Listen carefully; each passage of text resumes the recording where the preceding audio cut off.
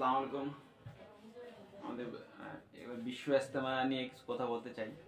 আসলে আমি গত 2 দিনই বিশ্ব ইজতেমা আসা যাওয়া করতেছি, যেহেতু আমার এটা খুব ভালো লাগে। আমার মানুষের মিলন মেলা এটা ভালো লাগে।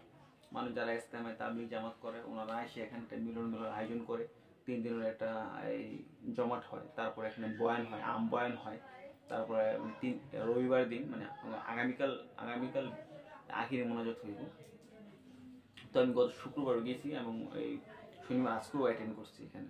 তো আমার কাছে খুব ভালো লাগে এই জিনিসগুলো। মানে আমি জানি না মানুষের এখানে এই অন্য কিছু বা এই এই অন্য কিছু ব্যাপারে আমি কিছু বলতে চাই না। অনেকে মানুষ অনেক মতামত করে এটা বেদাত বা এইটা সেটা, এগুলা এগুলো আমার কাছে মূল ব্যাপার না। আমার কাছে মূল ব্যাপার আমি সেখানে গেছি, সেখানে একটা মানুষ আমল শিখতে পারতেছে। অনেকে যারা আমল অনেক মুরব্বী হয়েছে, বয়স 50+, 60+, 70+ হয়ে গেছে, একটা আমল সম্পর্কে জানে না।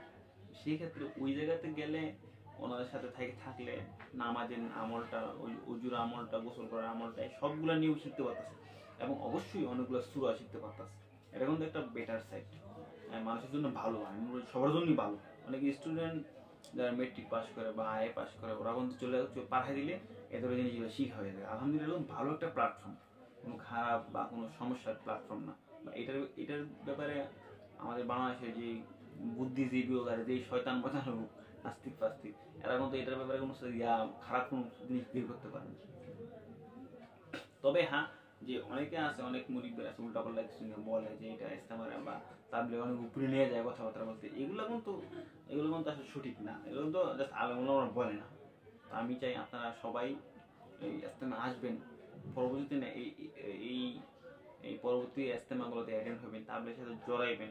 আপনার আশেপাশে অনেক রিলেটিভ থাকলে যারা নামাজ সম্পর্কে জানে না, নামাজ সম্পর্কে জানতে চায়, বা অজু বা মানে জীবনী মানে ইসলামী যে নীতিগুলো যে একটা ছিলা দেয়, 40 দিন হোক বা 7 দিন হোক বা 10 দিন হোক, একটা মানুষ এনাফ 40 দিনের চিলা দিলে ওই যথেষ্ট পরিমাণ ইসলামের আমল আমল তারপরে নামাজ, কুসল, অজু, তারপর সুরা, কোরআন তেলাওয়াত, এই জিনিসগুলো মোটামুটি 80% শিখা হয়ে যায়। এটা কিন্তু একটা বেটার সাইড আমি মনে করি।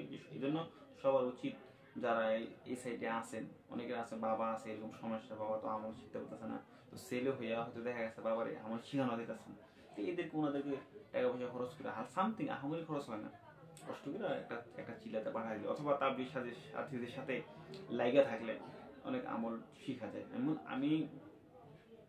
আমি নিজেও ওনার সাথে আসা যাওয়া করি। এই 3 দিনের জন্য প্রায় সময়ের সাথে জড়িত হয়েছি। আমি এখন 40 দিনের কোনো চিলা দিই নাই, তবে আমি ওনার সাথে প্রায় সময় যাই, আসা যাওয়া আছে, আলহামদুলিল্লাহ ভালো লাগে আমার কাছে।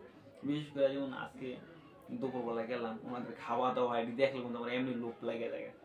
এই মুরব্বীরা পাক করতে 70 বছরের লোক পাক করতেছে, 70 বছর একজন 80 বছরের লোক কাটাকাটি করতেছে, আর 70 বছরের পাক করতেছে, দেখলে একটা ভালো লাগে। এটা যেরকম ভালো লাগে আপনার, আমি ওনাদের খানা খাইছি, অনেক খাইছি, এগুলো খাওয়াটা খুব ভালো লাগে আসলে। এমনি মজা লাগে, আপনার কাছে যেই লোক খায় না, খাওয়া দাওয়া ঠিক মতো করে না, ওই লোক ওনার খানাটা খাইতে পারলাম। আমি সাজেস্ট করি আপনারা আসবেন তাবলিগে ইনশাল্লাহ। আগামীকাল আখিরি মোনাজাত। আপনারা যারা আশেপাশে আছেন, ঢাকার আশেপাশে আছেন, ওরা কিন্তু এই জিনিসগুলো দেখতে পারেন। আলহামদুলিল্লাহ ভালো লাগবে দেখে।